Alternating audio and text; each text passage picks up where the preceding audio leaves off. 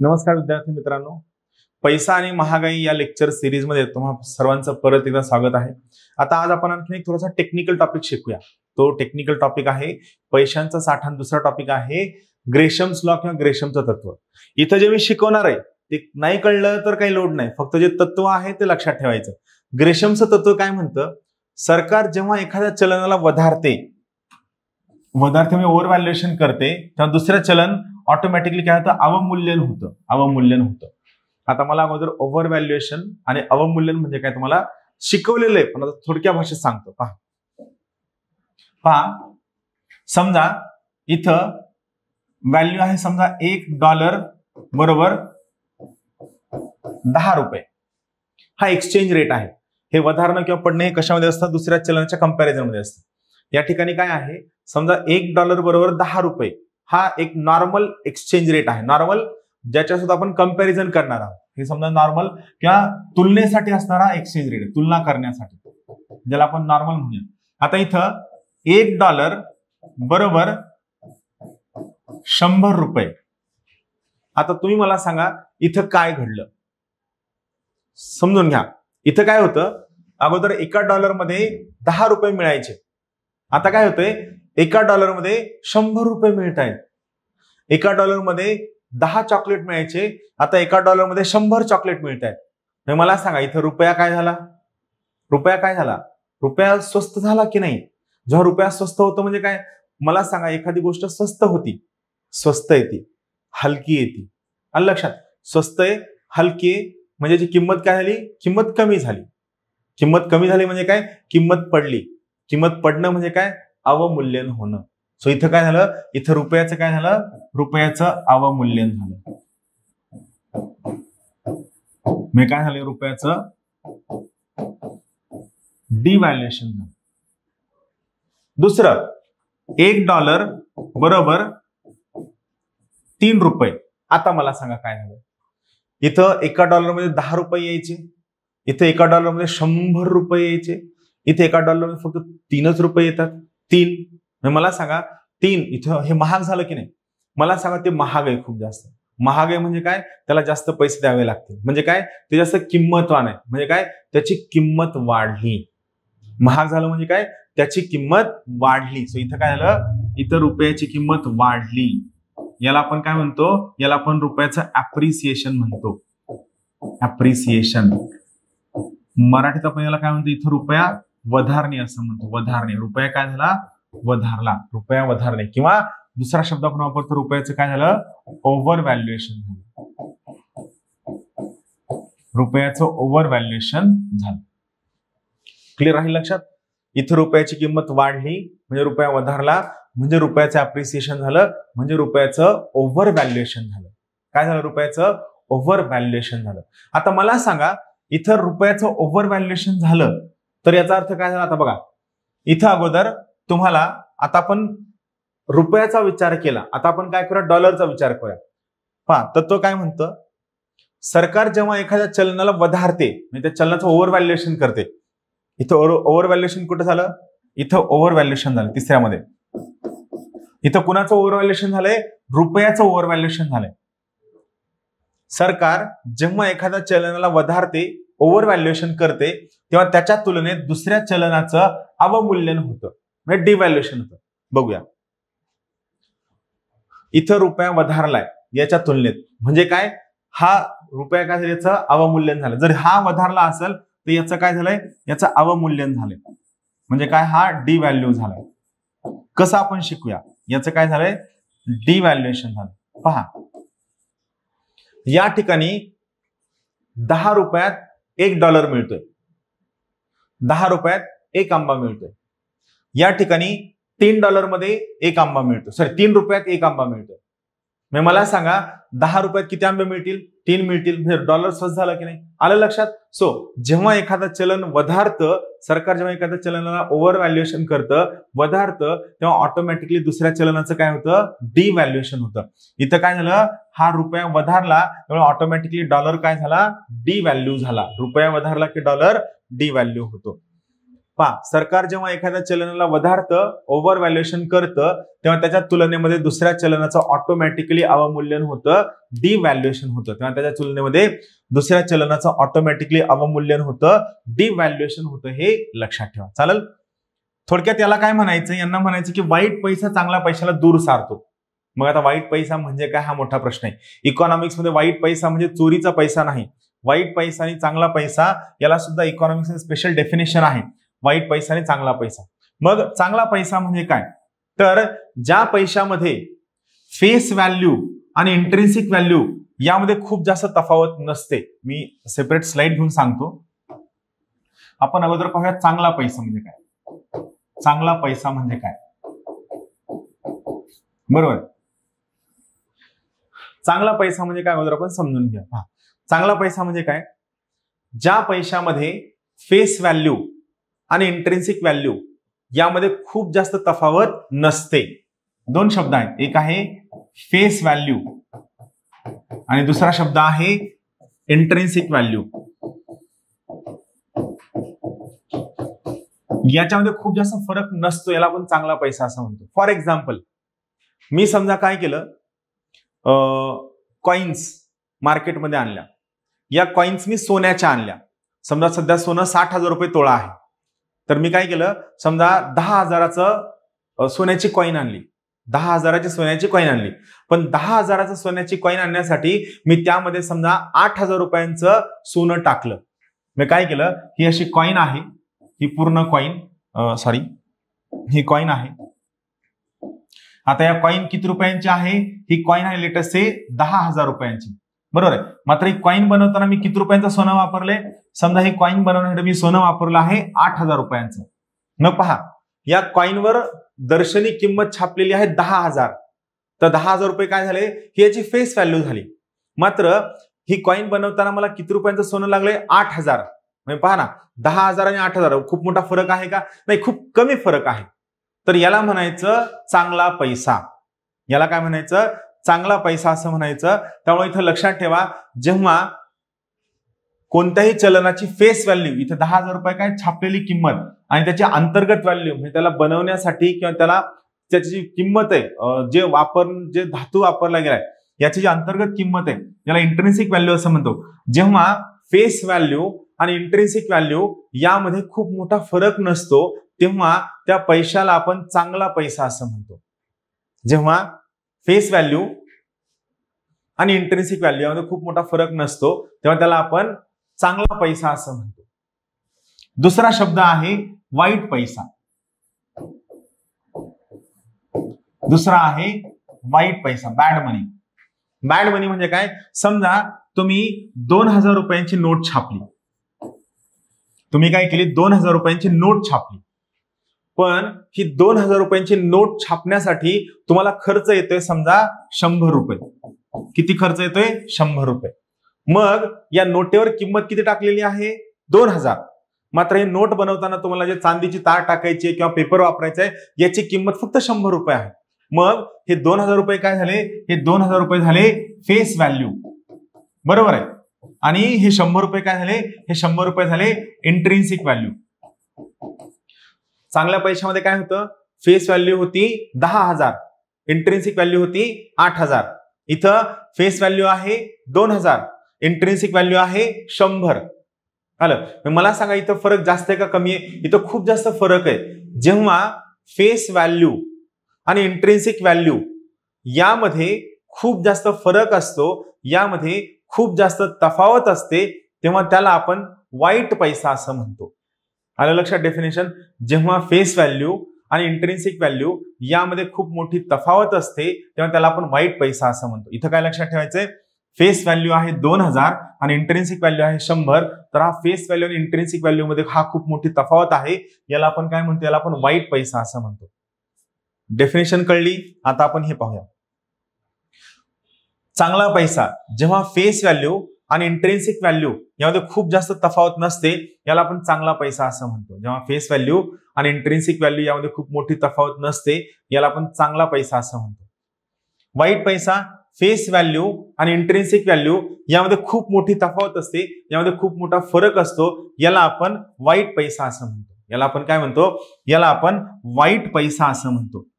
Face value आणि intrinsic value मध्ये खूप मोठा जर फरक असेल तर याला आपण वाईट पैसा असं म्हणतो. मग इथे नियम काय आहे, वाईट पैसा चांगल्या पैशाला दूर सारतो. वाईट पैसा चांगल्या पैशाला दूर सारतो म्हणजे काय होईल, समजा मार्केटमध्ये सायमल्टेनियसली ती 10,000ची कॉईन आणि 2,000ची नोट सुद्धा आहे आणि दोन्ही वापरामध्ये आहे, तर मला सांगा तुम्ही खूप जास्त वापर नोटेचा कराल का कॉईनचा कराल? नोटेचा कराल. का नोटेचा कराल? कारण नोटेमध्ये फक्त 100 रुपये लागेल आणि तुम्ही काय कराल, ते आलेले सगळे कॉईन काय कराल, स्वतःकडे जमा करून ठेवाल. कारण त्या 10,000 रुपयांच्या बदल्यात तुम्हाला काय मिळते, 8,000चं सोनं मिळते. सो यावेळेस काय होतं, जेव्हा मार्केटमध्ये चांगला पैसा आणि वाईट पैसा असतो तेव्हा ऑटोमॅटिकली वाईट पैसा चांगल्या पैशाला दूर सारतो. चांगला पैसा लोक स्टॉक करून ठेवायला सुरू करतात आणि वाईट पैसा मार्केटमध्ये फिरत राहतो. याला म्हणायचं वाईट पैसा चांगल्या पैशाला दूर सारतो. राहील लक्षात, वाईट पैसा चांगल्या पैशाला दूर सारतो. बॅड मनी ड्राइव्स आउट गुड मनी. बॅड मनी ड्राइव्स आउट गुड मनी हे ग्रेशमचं तत्व आहे. तर दोन्ही वाक्य लक्षात ठेवा. जेव्हा सरकार एखाद्या चलनाचं ओव्हर व्हॅल्युएशन करतं, त्या चलनाचं अप्रिसिएशन करतं, तेव्हा त्या चलनाशी निगडीत असणारं जे दुसरं चलन आहे ते ऑटोमॅटिकली डिव्हॅल्युएशन होतं. पहिला मुद्दा. आणि दुसरा मुद्दा काय, वाईट पैसा काय करतो, चांगल्या पैशाला दूर सारतो. आणि डेफिनेशन वाईज लक्षात ठेवा, चांगला पैसा जेव्हा त्या चलनाची फेस व्हॅल्यू आणि इंट्रिन्सिक व्हॅल्यू यामध्ये खूप मोठा फरक नसतो तेव्हा त्याला आपण चांगला पैसा असं म्हणतो. आणि जेव्हा फेस व्हॅल्यू आणि इंट्रिन्सिक व्हॅल्यू यामध्ये खूप मोठा फरक असतो तेव्हा त्याला आपण वाईट पैसा असं म्हणतो. मी दोन्ही एक्झाम्पल तुम्हाला सांगितलेले आहेत. क्लिअर? हे ग्रेशमचं तत्व झालं. हे आपण मागच्या लेक्चरमध्ये पाहिलेलं आहे. आता आपण पत निर्मिती पाहूया. पत निर्मिती म्हणजे काय, क्रेडिट क्रिएशन यावर प्रश्न विचारला जातो. त्याच्या अगोदर मी लायबिलिटी शिकवली होती, पण त्या लायबिलिटीला मी आज डिपॉझिट या पद्धतीने शिकवतो. इथं शब्द लक्षात ठेवा. एक शब्द आहे करंट अकाउंट, दुसरा शब्द आहे सेव्हिंग अकाउंट, बरोबर आहे. तिसरा शब्द आहे डिमांड डिपॉझिट आणि चौथा शब्द आहे टर्म डिपॉझिट. तिसरा शब्द आहे डिमांड डिपॉझिट आणि चौथा शब्द आहे टर्म डिपॉझिट. काय अर्थ? करंट अकाउंट कोणाचं असतं? बिझनेस कन्सर्नचं असतं. कोणत्याही संस्थेचं सेव्हिंग अकाउंट असू शकत नाही. संस्थेचं फक्त काय असू शकतं, करंट अकाउंट असू शकतं. आणि कोणत्याही व्यक्तीच्या नावे करंट अकाउंट असू शकत नाही. त्याचं फक्त काय असतं, सेव्हिंग अकाउंट असतं. म्हणजे महेश शिंदेचं हे करंट अकाउंट असणार नाही. काय असणार आहे? सेव्हिंग अकाउंट असणार आहे. आणि ज्ञानदीप अकॅडमीचं काय असणार आहे? ज्ञानदीप अकॅडमीचं करंट अकाउंट असणार आहे, सेव्हिंग अकाउंट असणार नाही. हा फरक लक्षात ठेवा. करंट अकाउंट आणि सेव्हिंग अकाउंट मधला हा बेसिक डिफरन्स लक्षात ठेवा. पहिला मुद्दा. मग डिमांड डिपॉझिट. समजा मी एखाद्या बँकेत गेलो आणि त्या बँकेत जाऊन मी काय केलं, समजा 10,000 रुपये जमा केले. तर हे जे 10,000 रुपये मी जमा केलेत, हे जमा केलेले 10,000 रुपये मी डिमांड केल्या जर मला लगेच मिळणार असतील तर या माझ्या डिपॉझिट केलेल्या पैशांना डिमांड डिपॉझिट म्हणलं जाईल. मी बँकेत जमा केलेले असे पैसे जे मी डिमांड केल्या मला लगेच मिळणं अपेक्षित आहे, मी डिमांड केले की हे पैसे मला लगेच मिळतात, यांना डिमांड डिपॉझिट असं म्हणलं जातं. आणि टर्म डिपॉझिट जे पैसे मी काही कालावधीसाठी गुंतवणूक करून ठेवतो, याचं बेस्ट एक्झाम्पल आहे एफडी. बरोबर. एफडी म्हणजे काय, फिक्स डिपॉझिट. 1 वर्षासाठी डिपॉझिट करून ठेवणं. म्हणजे मी बँकेला काय म्हणतो की हे पैसे मी 2 वर्षासाठी डिपॉझिट करून ठेवतोय. मग बँक म्हणते चला चांगलंय, तुम्ही जर पैसे 2 वर्षांसाठी डिपॉझिट करून ठेवणार असाल तर आम्ही तुम्हाला जास्त व्याज देऊ.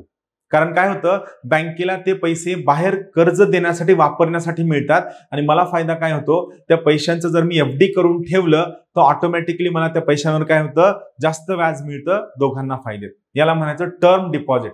फिक्स डिपॉझिट हा टर्म डिपॉझिटचा एक फायदा प्रकार असतो ज्यामध्ये तुम्ही डिमांड केल्या तुम्हाला पैसे मिळत नाहीत. हे पैसे काही कालावधीसाठी लॉक इन पिरियड मध्ये जातात. मात्र तरीही जर तुम्हाला पैसे हवे असतील तर ते पैसे मिळताना तुम्हाला थोडाफार दंड भरावा लागतो. तुम्हाला मिळणाऱ्या व्याजामध्ये थोडीफार कपात होते. डिमांड डिपॉझिट, तुम्ही डिपॉझिट केलेल्या पैशांपैकी जे पैसे तुम्ही डिमांड केल्या तुम्हाला लगेच मिळतात त्याला आपण डिमांड डिपॉझिट असं म्हणतो. आणि दुसरं आहे टर्म डिपॉझिट, जे पैसे तुम्ही डिमांड केल्या लगेच मिळत नाहीत, जे काही कालावधीसाठी आपण फिक्स करून ठेवतो, लॉंग टर्म साठी आपण गुंतवणूक करून ठेवतो, त्याला टर्म डिपॉझिट असं म्हणायचं. इथे लक्षात ठेवा, हे डिमांड डिपॉझिट तुम्ही पैसे लगेच डिमांड करणार असतात, म्हणून बँक हे पैसे जास्त वापरत नाही. का? कारण तुम्ही पैसे मागायला आलाय आणि बँकेने ते पैसे दुसरीकडे कुठेतरी वापरलेत आणि जर तुमचे पैसे परत करण्यास बँक समर्थ नसेल तर तुमचा बँकेवरचा विश्वास उडतो आणि तुमचा बँकेवरचा विश्वास उडला की ऑटोमॅटिकली सगळे डिपॉझिटर्स बँकेमधून पैसे काढून घ्यायला सुरू करतात आणि बँक लॉस मध्ये जाते. त्यामुळे शक्यतो बँक डिमांड डिपॉझिटचे पैसे बाहेर कर्ज निर्मितीसाठी वापरत नाही. मात्र टर्म डिपॉझिटमध्ये असं असतं की तुम्ही जमा केलेले पैसे तुम्ही लगेच मागत नसता, बँकेला ही शाश्वती असते, त्यामुळे बँक ते पैसे स्वतःकडे थोड्याफार कालावधीसाठी जमा करून ठेवते आणि बाहेर कर्ज देण्यासाठी वापरते, हे लक्षात ठेवा. चालेल.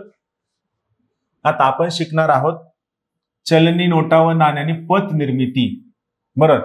सगळ्यात पहिला महत्वाचा मुद्दा, चलनी नोटा आणि नाणी म्हणजे सर्वसामान्य व्यक्तीच्या खिशात असणारे पैसे. समजा आता माझ्या खिशात असणारे पैसे, तर या पैशांवर आणि नाणी या सगळ्यांवर बँका पत निर्मिती करू शकत नाही. सोपा कन्सेप्ट आहे. बँकांनी पत निर्मिती करणं म्हणजे काय, तर बँकांनी त्यांच्याकडचे पैसे बाहेर कर्ज देणं, याला आपण पत निर्मिती असं म्हणतो. समजा मी बँक आहे, तुम्ही माझ्याकडे कर्ज मागण्यासाठी आलात, मी तुम्हाला कर्ज देणार, ज्याला आपण पत असं म्हणतो. हे कर्ज देण्यासाठी माझ्याकडे काही पैसे आहेत. हे पैसे कोणाचे? डिपॉझिटर्सचे पैसे. मग या डिपॉझिटर्सच्या पैशांपैकी जर मी तुम्हाला कर्ज दिलं आणि उद्या अचानकच डिपॉझिटर पैसे मागण्यासाठी आला आणि मी म्हणलं की अरे बाबा तुझे पैसे मी याला कर्ज म्हणून दिलेत, तुम्ही म्हणाल असं कसं काय, माझे पैसे कसं काय दिले, मला आताच पैसे हवेत, नाही तर माझं अकाउंट बंद करा. यामुळं बँका त्यांच्याकडे आलेल्या डिपॉझिट्स पैकी कशाचं कर्ज देऊ शकतात, म्हणजे कशावर पत निर्मिती करू शकतात आणि कशावर पत निर्मिती करू शकत नाहीत. हा खूप महत्वाचा मुद्दा आहे जो प्रत्येकाने समजून घ्यायला हवा. थोडक्यात, बँकाकडे जमा झालेल्या डिपॉझिट्स पैकी कोणते पैसे बँका कर्ज देण्यासाठी वापरू शकतात आणि कोणते पैसे बँका कर्ज देण्यासाठी वापरू शकत नाहीत, यावरून बँकांची पत निर्मिती ठरते, यावरून बँकांचं क्रेडिट क्रिएशन ठरतं. आणि बँका क्रेडिट क्रिएशन कसं करतात हे मी तुम्हाला एकदम पहिल्या लेक्चरमध्ये शिकवलेलं आहे, ते पाहून घ्या एकदा. चला, आता महत्वाची गोष्ट, चलनी नोटा आणि नाणी. बरोबर आहे, तुमच्या लोकांच्या हातात चलनी नोटा आणि यावर पत निर्मिती अशक्य, कारण हे बँकांकडे नाहीये. पहिला. आता आपण पाहूया डिमांड डिपॉझिट पैकी. Demand deposit. डिमांड डिपॉझिट म्हणजे काय? तुम्ही बँकेमध्ये जमा केलेले असे पैसे ज्यावर कोणत्याही प्रकारचा लॉक इन पिरियड नाही, हे पैसे तुम्ही डिमांड केल्या केल्या तुम्हाला लगेच मिळायला हवे, यांना आपण डिमांड डिपॉझिट असं म्हणतो. Demand deposit. आता डिमांड डिपॉझिट दोन प्रकारच्या अकाउंटमध्ये असतं. एक असतं करंट अकाउंटमध्ये, दुसरं असतं सेव्हिंग अकाउंटमध्ये. करंट अकाउंट कोणाचं असतं? कंपनीचं असतं. सेव्हिंग अकाउंट कोणाचं असतं? व्यक्तीचं असतं. लक्षात ठेवा, करंट अकाउंट कोणाचं असतं? कंपनीचं असतं. सेव्हिंग अकाउंट कोणाचं असतं? व्यक्तीचं असतं. मग आता चला आपण ज्ञानदीपचा विचार करूया. समजा ज्ञानदीप अकॅडमीचं करंट अकाउंट आहे. मी माझे पैसे ICICI बँकेमध्ये ठेवले करंट अकाउंटला, ज्ञानदीपच्या अकाउंटला. मला सांगा, ज्ञानदीपच्या अकाउंटला टाकलेले जे पैसे अकॅडमीच्या अकाउंट, हे कधीही लागू शकतात की नाही? लाईट बिल भरायचं असतं, रेंट भरायचं असतं, स्वच्छता करणाऱ्या मावशींचं रेंट द्यायचं असतं, फॅकल्टीचं पेमेंट करायचं असतं, काहीतरी स्टेशनरी आणायचं असतं. करंट अकाउंटला जे पैसे असतात हे त्या बँकेमध्ये खूप जास्त वेळ राहतात का कंटिन्युअस ये जा करत असतात? कंटिन्युअस ये जा करत असतात ना. का? कारण बिझनेसला कधी कुठं कसा पैसा लागेल याची काहीच गॅरंटी नाही. कंटिन्युअस त्या बँकेमध्ये ये जा करत असतात. आता यामुळे काय होतं, जेव्हा हे पैसे त्या बँकेमधनं कंटिन्युअस ये जा करत असतात, त्यामुळं बँक त्या ज्ञानदीप अकॅडमीच्या करंट अकाउंट मधला पैसा दुसऱ्या कुणाला तरी कर्ज देण्यासाठी वापरू नाही शकत. का वापरू नाही शकत? समजा ते पैसे घेतले आणि दुसऱ्या कुणाला तरी कर्ज दिलं आणि उद्या ज्ञानदीप अकॅडमीवाले आले म्हणले की नाही आमचे पैसे द्या, आम्हाला गरज आहे, आणि बँक म्हणली की पैसे नाही, तर मला सांगा ज्ञानदीप अकॅडमी तिथं परत अकाउंट उघडेल का नाही उघडणार? जर आणि जेव्हा ज्ञानदीप उघडणार नाही तेव्हा ऑटोमॅटिकली बाकीचे इन्स्टिट्यूशन सुद्धा तिथं अकाउंट उघडणार नाही, कारण त्यांचं म्हणणं आहे की अरे ही बँक काय भरोशाची नाही. तेव्हा लक्षात ठेवा, तुमच्या डिमांड डिपॉझिट पैकी जे करंट अकाउंट मधले पैसे असतात यावर पत निर्मिती खूप कमी असते, इनसिग्निफिकंट असते, नगण्य असते, खूप कमी असते. आलं लक्षात? Current account. आता आपण सेव्हिंग अकाउंटचा विचार करूया. समजा तुम्ही पुण्यामध्ये कोचिंग क्लासला आहात, तुम्ही पुण्यामध्ये अभ्यास करत राहता, तुम्हाला महिन्याला 10,000 रुपये लागतात. मग तुमच्या घरच्यांनी काय केलं, 1 तारखेला तुमच्या अकाउंटला 10,000 रुपये टाकले. आता मला सांगा, तुम्ही स्वतः विचार करा, तुमचं अकाउंट कोणतं आहे? सेव्हिंग अकाउंट आहे, इन्स्टिट्यूटचं अकाउंट नाहीये, तुमचं स्वतःचं पर्सनल सेव्हिंग अकाउंट आहे. आणि तुमच्या घरच्यांनी काय केलं, तुमच्या अकाउंटला 10,000 रुपये टाकले.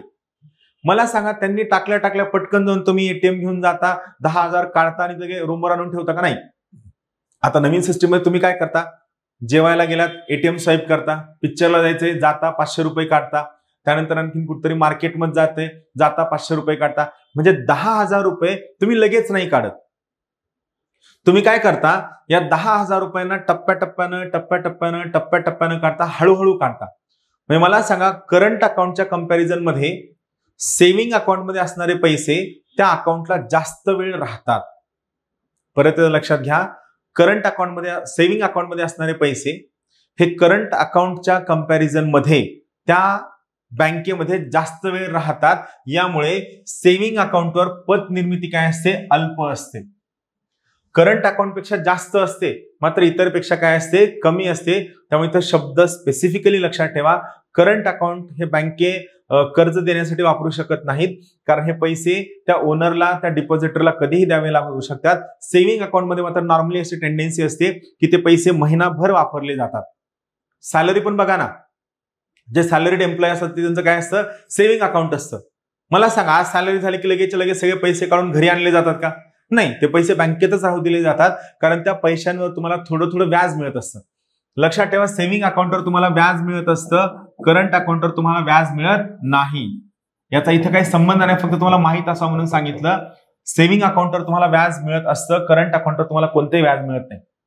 मग सॅलरीवाला माणूस काय विचार करतो, अरे ठीक आहे, मला आज गरज नाही, बँकेत पैसे राहिले, एकतर सेफ आहे, दुसरं 2-4 रुपये मला व्याज मिळेल, तिसरं मी कधीही हवं तेव्हा जाऊन काढू शकतो, बँकांच्या ब्रांचेस भरपूर आहेत. यामुळे काय आहे, लक्षात ठेवा, करंट अकाउंटमध्ये जी पत निर्मिती असते ती खूप इनसिग्निफिकंट असते, नगण्य असते, अत्यंत कमी असते. तर सेव्हिंग अकाउंटमध्ये जी पत निर्मिती असते ही अल्प असते, स्मॉल असते, कमी असते. मात्र करंट अकाउंट पेक्षा जास्त असते. म्हणून लक्षात ठेवा, सेव्हिंग अकाउंटमध्ये झालेली पत निर्मिती ही करंट अकाउंट पेक्षा रिलेटिव्हली जास्त असते. मग आता पाहूया टर्म डिपॉझिट. टर्म डिपॉझिट म्हणजे काय, जे पैसे तुम्ही बँकेमध्ये थोड्या जास्तीच्या कालावधीसाठी ठेवलेले आहेत, जे पैसे तुम्ही बँकेमध्ये थोड्या जास्तीच्या कालावधीसाठी ठेवले त्याला आपण काय म्हणतो, त्याला आपण टर्म डिपॉझिट असं म्हणतो. टर्म डिपॉझिट पहा, जर 1 वर्षाच्या आतील मुदत असेल, 1 वर्ष म्हणजे समजा तुम्ही पैसे बँकेत टाकलेत आणि तुमचं काय म्हणणं आहे, हे पैसे मी 1 वर्षाच्या आत काढणार आहे. मग तुमचे पैसे जे बँकेत जे तुम्ही 1 वर्षासाठी टाकलेत, इथं नियम काय असतो, हे पैसे तुम्ही 1 वर्षाच्या आत काढणार. मग बँक काय करते, तुमचे पैसे घेऊन त्या सोयीनं कर्ज वाटते. बँक पुढे काय करते, तुमचे ते पैसे घेऊन त्या सोयीनं पुढे कर्ज वाटते. आलं लक्षात? हा सोपा कन्सेप्ट आहे, 1 वर्षाच्या आत. त्यामुळे काय म्हणजे थोडक्यात काय की तुमचे पैसे फक्त वर्षभरापुरतेच अडकून पडतात आणि बँक फक्त वर्षभरापुरतेच ते पैसे वापरू शकते. त्यामुळे काय इथं काय होते, इथे मध्यम पत निर्मिती होते. 1 वर्ष आतील ज्या टर्म डिपॉझिट आहेत, इथं काय होतं, इथं मध्यम पत निर्मिती होते. महत्वाचा मुद्दा, इथं काय होतो, मध्यम पत निर्मिती होते. त्यानंतर 1 वर्षापेक्षा जास्त मुदत असल्यास, 1 वर्षापेक्षा जास्त मुदत म्हणजे काय, तुम्ही समजा 3 वर्षांसाठी पैसे एफडी केलेत की 3 वर्षानंतर काढणार. म्हणजे बघा, तुम्ही बँकेला काय सांगितलं की हे पैसे घ्या, माझं फिक्स डिपॉझिट बनवा, हे मी 3 वर्षानंतर काढणार आहे. ऑब्व्हियस आहे ना, जर तुम्ही पैसे 3 वर्षानंतर काढणार असाल तर बँकेला ही मोकळीक आहे की हे पैसे ऍटलीस्ट 2 वर्ष बँक तिच्या सोयीनं वापरू शकते. बँक ते पैसे घेते, बाहेर खूप सगळ्या लोकांना कर्ज देते आणि जेव्हा तुमचे 2-2.5 वर्ष होतात तेव्हा बँक काय करते, ते कर्ज वसूल करते आणि तुम्हाला तुमचे पैसे परत करते, सोबत तुम्हाला व्याज देते आणि बँक प्रॉफिट सुद्धा कमवते. यामुळे काय होतं, 1 वर्षापेक्षा जास्त जर टर्म डिपॉझिट असेल तर इथं खूप जास्त पत निर्मिती होते. तीव्र, तुम्ही म्हणून काय शब्द वापरलाय, तीव्र, खूप जास्त पत निर्मिती होते, हे लक्षात ठेवा. तीव्र पत निर्मिती होते. क्लिअर? इथे लक्षात ठेवा, पत निर्मितीमुळे चलनवाढ होते. का चलनवाढ होते?